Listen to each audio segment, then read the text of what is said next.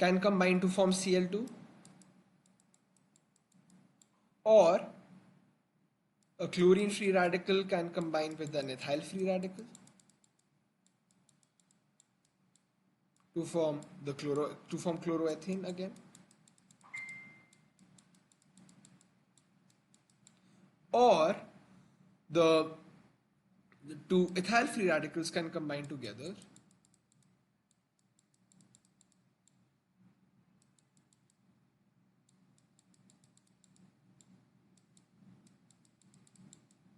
to give butane, because you can see when these two combine together, we will get butane.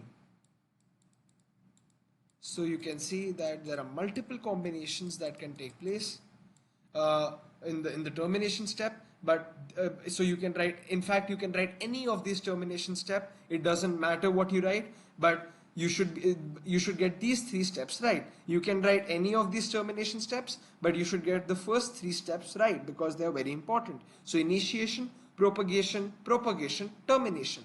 You get 5 marks for writing this entire mechanism. So you can see how easy it is, and you can see the importance of ultraviolet light. This reaction will not take place in the dark, and you can also see how it's a chain reaction. It happens in a series of steps. Now let's move forward. So we are done with alkanes. Those were the only alkane things about alkanes that we needed to be concerned about. Now we are moving to alkenes. So alkenes, they are unsaturated hydrocarbons. Now let's see why they are called unsaturated hydrocarbons. So let's take the simplest alkene, which is ethene. So the simplest alkene is ethene, and there is nothing called methene. Methene because there cannot be one carbon atom and a carbon-carbon double bond at the same time, because obviously that would not make sense. So the simplest alkene is ethene, which is this. Now you can see that alkenes have the general formula CnH2n. So you have 2 carbon atoms, so n is equal to 2, and you have 4 hydrogen atoms because 2n is equal to 4. So you can see how the general formula is correlating to the structure. So this is called ethene. Now, why this is called why alkenes are called unsaturated hydrocarbons? It's because you can add hydrogens to this to get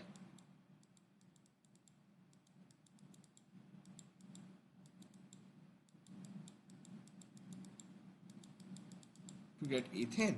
So you can add hydrogens to one hydrogen atom to each carbon atom to get ethane. So that's why this is called an unsaturated carbon atom, because something can be added to each carbon atom. That's why they are called unsaturated hydrocarbons. Now let's talk about some more alkenes. So this is ethene because it has 2 carbon atoms, so eth, and then ene because it has a carbon-carbon double bond. Then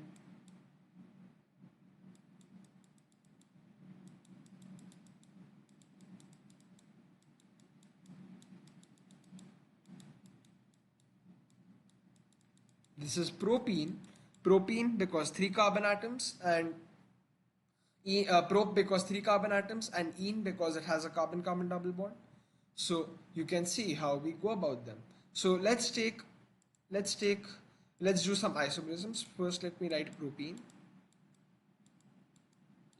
Now let's do some isomerism related to alkenes. Now this is very interesting because we will have a lot of stereoisomerism, because if you remember, when there are carbon-carbon double bonds, geometric isomerism can take place. So let's take a 5 carbon alkene, which is C5H10. Now let's start making the isomers. So the simplest isomer will be, I'm going to use skeletal formula again.